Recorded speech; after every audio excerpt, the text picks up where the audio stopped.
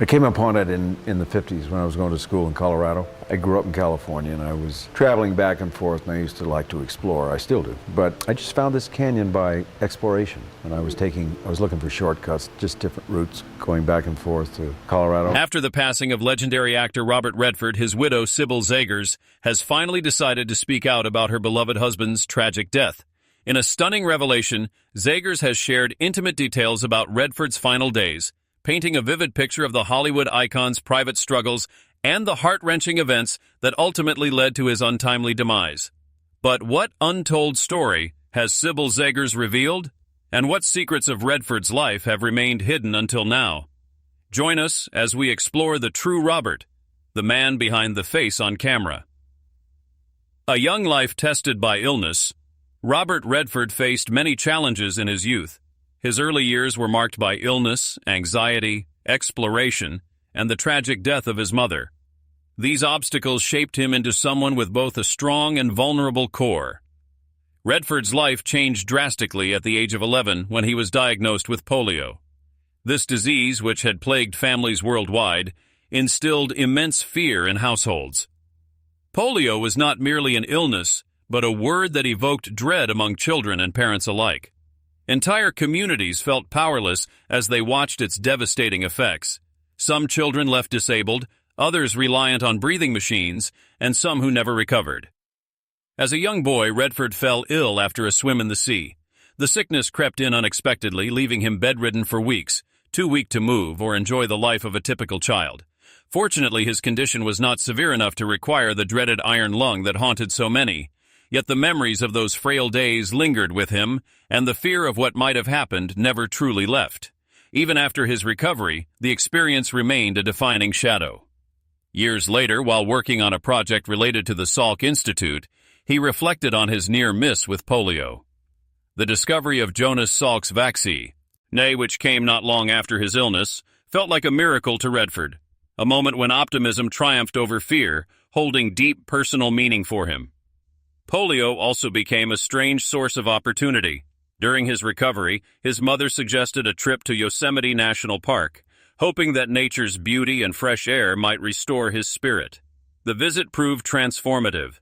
Surrounded by towering cliffs and cascading waterfalls, Redford felt something awaken within him. The vast mountains, flowing rivers, and open skies spoke to him in a way he had never known. He no longer wanted to admire nature from afar, he wanted to live within it. That feeling deepened over 2 adolescent summers working in Yosemite, where he walked trails, climbed cliffs, and immersed himself in the wilderness. What began as a summer job became a spiritual connection. The park embedded itself in his heart, a sanctuary he could return to in memory. Years later, Redford would produce a film about Yosemite, often saying that trip was when he first truly saw the world's magnificence. After regaining his strength and a renewed sense of purpose, Redford began college on a baseball scholarship. His academic ability and athletic talent earned him a place at the University of Colorado, setting him on a seemingly bright path. Yet beneath his charm and energy, he wrestled with inner restlessness. The temptations of college life, parties, drinking, and the thrill of reckless driving, constantly pulled at him. In the early 1950s, his life nearly ended in a moment of youthful carelessness. Speeding toward Santa Barbara at 90 miles per hour, his car skidded out of control and crashed. It could have been fatal, but fortune spared him again. Shaken yet uninjured, he recognized the fragility of life, but still found himself battling impulsive choices. The greatest heartbreak of his early years came when Redford, still only 18, lost his mother Martha. She had been his steadfast source of strength and faith, and her death devastated him. The loss shattered his world and drove him deeper into alcoholism. His grief derailed his studies, costing him his scholarship and the structure that education had provided. Without his mother, the world felt unstable and uncertain. Yet even after her passing, her belief in him endured. She had always seen something special in her son, and eventually, Redford would come to realize that she had been right all along. But this didn't restrict him from speaking his mind. Stay tuned. A journey through the storm of politics. Robert Redford never aspired to become involved in politics. In his youth, he showed no inclination toward political matters, viewing them as dull and uninspiring. Observing figures like Richard Nixon rise to prominence in Los Angeles, Redford found nothing remarkable about them. If Nixon represented politics, then to Redford, it seemed lifeless and devoid of passion. He distanced himself from the political world, believing it held no real value for him. Yet, as life often proves, change can come unexpectedly. Redford's transformation did not begin in the United States, but in Europe. At 18, he embarked on a journey across the Atlantic, wandering the streets of Paris, exploring Florence, and immersing himself in a world of art, history, and culture that was vastly different from what he knew at home. While in Paris, he lived in a small bohemian district filled with students from around the world. These young minds debated passionately about their nations, justice, and equality. During the Algerian War, Redford found himself surrounded by heated discussions on fairness, government, and freedom, and it was then he realized how unprepared he was. He admitted to himself that he knew little about his own country's politics, let alone the world's. This realization embarrassed him, but also ignited something within, a thirst for understanding. He began reading extensively, exploring works by American, French, and Italian authors. He studied both conservative and liberal publications, learning to analyze differing viewpoints. Gradually, he came to understand that America's self-image was not shared universally. Other nations viewed it with both admiration and criticism. This revelation was eye-opening, transforming politics from a distant, tedious topic into a living force that shaped societies. It became something meaningful to him. Still, even as politics began to influence his worldview, Redford remained anchored in his true passion, storytelling and art. He believed that film could explore the human condition in ways politics never could. To him, the Sundance Film Festival was not for politicians but for creatives, a place where stories could transcend boundaries and connect people beyond ideologies. Sundance, in Redford's eyes, was about humanity, not division. Yet history had a way of drawing him back into the political realm. The rise of Donald Trump in 2015 stirred strong emotions in Redford. At first, he found Trump's defiance of norms somewhat refreshing, a disruption of the stagnant political system. But as time went on, that admiration turned to deep concern. By 2018, under Trump's administration, Redford no longer felt at home in his own country. The America he once cherished seemed transformed, filled with hostility, division, and anger. He saw discrimination encouraged and compassion fading away. For the first time, he publicly admitted to feeling alienated in the United States. By 2019, Redford became more outspoken. His worries were no longer just political. They were moral. He warned that America's fundamental values, freedom of speech, freedom of the press, the rule of law, and truth, were under threat. He feared that the damage could run deep, corroding the nation's core. He believed the leadership of the time endangered the survival of American ideals and called for change. In 2020, during the election season, Redford made a rare decision. He revealed his vote publicly. Normally private about his political views, this time he endorsed Joe Biden. For Redford, it wasn't about party loyalty. It was about preserving the nation's integrity. He reflected on his childhood during Franklin D. Roosevelt's presidency, when leadership was marked by both power and empathy. Roosevelt, he remembered, had given Americans hope during hardship. Redford longed to see that balance return. He feared another term for Trump would irreversibly harm the country. Redford believed that America needed a leader who could heal, someone capable of guiding the nation through crises, division, and the devastation of a global pandemic. To him, Biden represented a chance for renewal, a return to compassion and unity. Throughout his life, Redford avoided being a traditional politician. He didn't draft laws or run for office. Instead, he chose reflection, dialogue, and advocacy for critical thinking, believing that true change began not in politics, but in the human heart. His insight into the political realm was never driven by a desire for power, but rather by his personal encounters, his travels, his attentive ear, and his ability to absorb knowledge and observe the dynamics of society. Over time, Robert Redford began to view politics not merely as governance, but as a driving force behind societal progress and individual destinies. The defining moments of his generation, the civil rights movement, environmental advocacy, and eras of conflicting leadership left lasting impressions on him.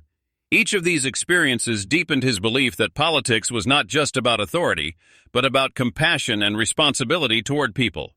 Yet, as life so often teaches, wisdom and purpose come hand in hand with pain. Robert Redford's life, though filled with great accomplishments and fame, was shadowed by deep personal sorrow. From his youth, tragedy shaped the contours of his heart. At just 18, he suffered the devastating loss of his mother Martha to septicemia, a dangerous blood infection. She had endured complicated pregnancies before, including the heartbreaking loss of twin daughters who did not survive childbirth. Ignoring medical warnings, Martha chose to try again, but the strain on her body proved fatal. For young Robert, losing his mother, his strongest supporter, was shattering. Her death left him adrift, stripped of the emotional anchor that had always steadied him. Even before that, loss had been a familiar visitor. As a child, he mourned his favorite uncle, who was killed in World War II, and the death of his twin sisters shortly after their birth. By the time he reached adulthood, grief had already marked his life, more than most experience in a lifetime. Despite earning a baseball scholarship to the University of Colorado, he struggled to focus amid his pain. Instead of finding solace in his studies or sport, he turned to alcohol. His time at the university spiraled into chaos and ended abruptly. Some say he left by choice, others that he was expelled. Either way, his academic ambitions fell apart, and he was left searching for direction. Longing for renewal, Redford set his sights on Europe, hoping that art, travel, and distance might bring healing and a fresh start. Years later, tragedy struck again. With his first wife, Lola Van Wagenen, Redford welcomed a son, Scott, in September 1959.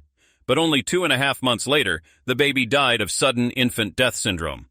Robert and Lola, just 21 and 20 years old, faced a pain that no parent should ever endure. Redford would later say that such grief never truly fades. Even as life moves forward and new joys arrive, the memory of a lost child remains forever etched in the heart. Though the couple went on to have 3 more children, Shauna, James, nicknamed Jamie, and Amy, the absence of Scott was always felt. Their son Jamie's life, too, was fraught with health struggles. Born prematurely, he suffered from a rare disease that affected his liver and bile ducts. In 1993, Jamie underwent 2 liver transplants in an effort to survive. Despite his challenges, he refused to be defeated. Instead, he transformed his pain into purpose, founding the James Redford Institute for Transplant Awareness to support others enduring similar battles. Like his father, Jamie also pursued filmmaking and became a strong advocate for environmental causes, embodying courage, creativity, and compassion.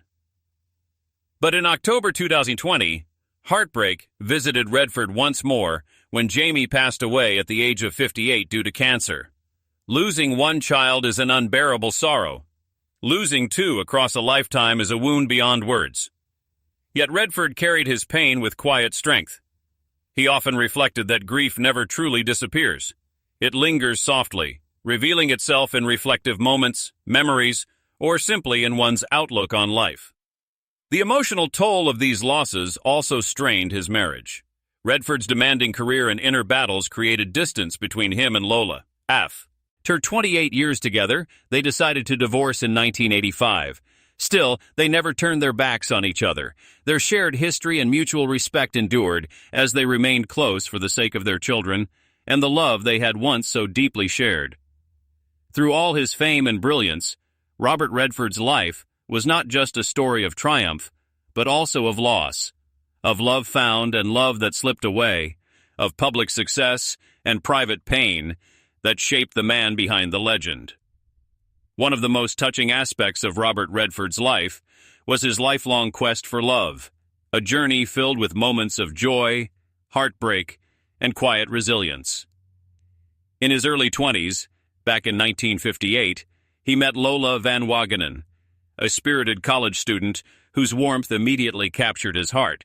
Their connection was instant, defying all odds. The young couple had little to their name, just $300 in savings and a borrowed car for their wedding, yet they were rich in love and optimism. Their early years together were simple but full of hope. While Robert pursued his dream of building a career in theater, the couple celebrated the birth of their first child, a son named Scott, in 1959. Their happiness, however, was short-lived. Tragedy struck when baby Scott passed away from sudden infant death syndrome, leaving Robert and Lola shattered and consumed by grief. Though it was no fault of their own, the loss became a scar that never fully healed, shaping both of their lives forever. Time, however, kept moving forward. Robert and Lola expanded their family, welcoming daughter Shauna in 1960, son David James, later known as Jamie, in 1962, and their youngest, Amy, in 1970. Their home was soon filled with laughter, love, and the chaos of a growing family. Amid the joys of parenthood, Robert's career in Hollywood began to soar. His fame grew rapidly, but behind the spotlight, he found his greatest sense of purpose in being a husband and father. For more than 2 decades, Robert and Lola built a life together, balancing the demands of family, fame, and everyday life. Yet, despite their devotion, the pressures of his rising career and the passage of time gradually strained their marriage. By the mid-1980s, the couple made the mutual decision to part ways. Their divorce, finalized in 1985, was amicable, both agreeing that it was the right choice.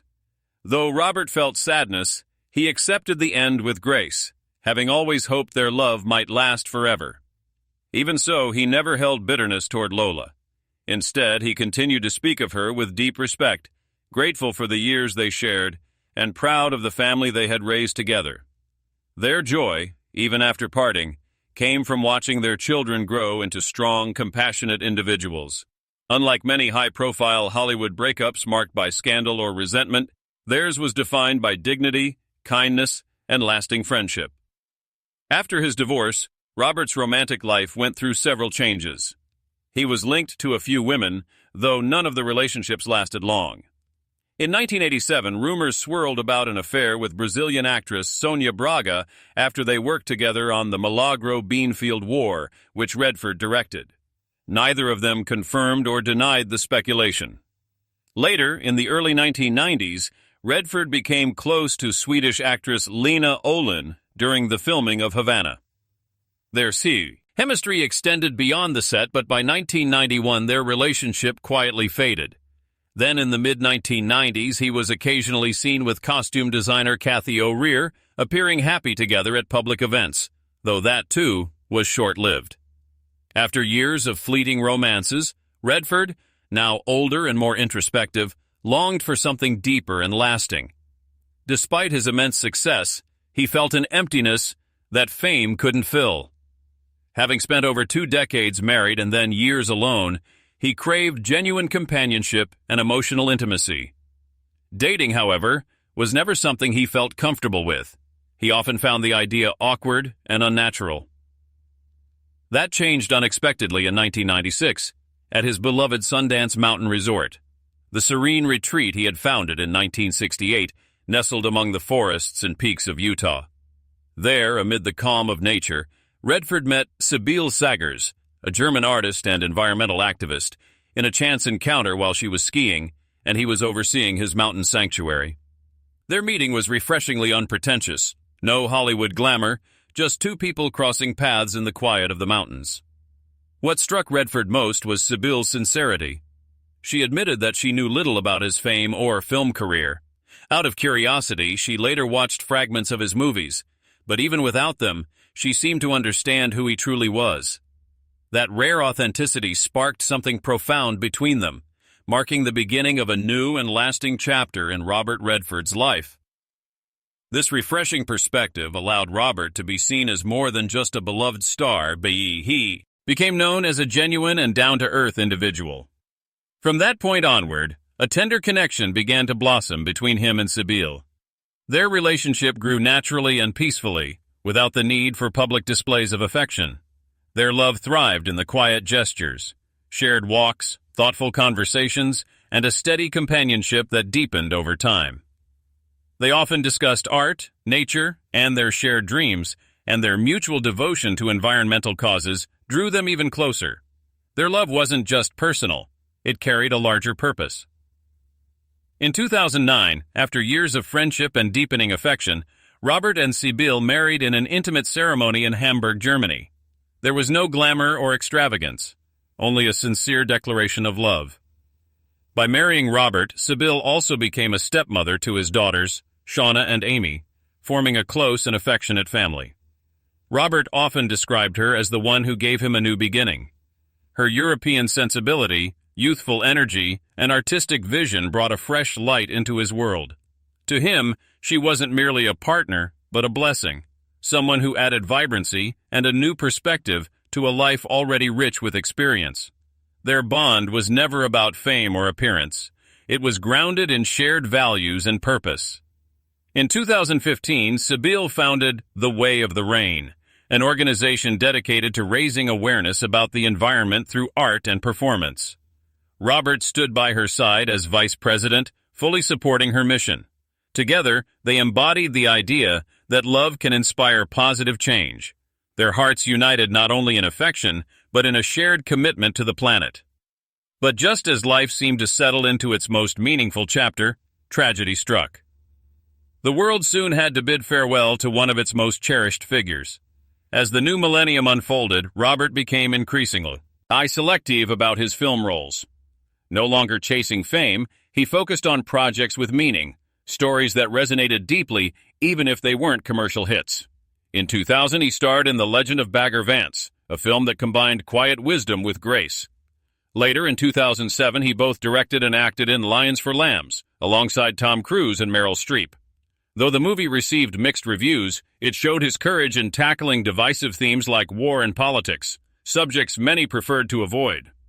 In 2011, he directed The Conspirator, centered on the trial of Mary Surratt, the only woman charged in connection with the assassination of President Abraham Lincoln. The following year, he released The Company You Keep, 2012, a suspenseful story about a former radical living under a new identity, co-starring Shia LaBeouf and Julie Christie. Then came one of his most remarkable performances, All Is Lost, 2013. Playing a lone sailor battling the elements, Redford delivered a nearly wordless performance filled with raw emotion and resilience. His expressions and silences carried the entire film, leaving audiences awestruck. Critics and fans alike hailed it as one of the bravest performances of his career, proof that even after decades in cinema, Robert Redford could still command the screen with unparalleled depth. Yet, as with all great stories, even his had to meet its end. On September 16, 2025, news of Robert Redford's passing sent a wave of sorrow across the globe. At the age of 89, he died peacefully at his cherished home in Sundance, Utah, surrounded by the serene mountains and natural beauty he had protected and loved all his life. The announcement was brief but heartfelt, requesting privacy for his family, yet grief spread like ripples across the world. Fans mourned, colleagues shared memories, and countless admirers reflected on the loss of not just an actor, but an era. Robert Redford had become far more than a movie icon. He was a storyteller, an idealist, and a defender of truth, art, and the environment. Tributes poured in from every corner of the world. Jane Fonda spoke of their lasting friendship. Meryl Streep praised his fearlessness, and others, from Barbra Streisand and Ron Howard to Mark Ruffalo, Morgan Freeman, Ben Stiller, and Jamie Lee Curtis, honored his kindness and integrity. Beyond Hollywood, public figures such as Hillary Clinton and author Stephen King also paid homage to his influence, proving that his impact transcended film. The media struggled to capture his brilliance in words. Variety credited him as the pioneer of independent cinema, recognizing how his creation of the Sundance Institute transformed the landscape of filmmaking forever. Through his art, his activism, and his humanity, Robert Redford left behind not just a body of work, but a legacy that continues to inspire the world he so deeply loved. The Guardian described Robert Redford as a vital bridge between classic Hollywood cinema and the groundbreaking innovations of the 1970s. The Los Angeles Times hailed him as a defining symbol of his generation, while in France he was celebrated as a towering figure of American culture. No matter the language or country, the sentiment was universal. Robert Redford had made an indelible mark not only on film, but also on the hearts of audiences around the world. His timeless appeal wasn't merely due to his striking looks or effortless charm. It came from his courage to take on roles that carried weight and meaning. Throughout his career, he explored themes of injustice, loss, morality, and human vulnerability, both as an actor and a director. His goal was always for his films to echo long after the credits rolled, and in doing so, he cemented his place as one of Hollywood's most enduring and influential icons, a light that guided the industry for more than half a century. His passing felt like the closing of a beloved novel, one that audiences wished would never end. Yet what he left behind ensures his story continues. Redford's legacy lives through the films that shaped generations, the complex characters he brought to life, and his tireless support for young filmmakers through the Sundance Institute. Though his time on stage has ended, his vision, artistry, and spirit remain deeply woven into the fabric of cinema.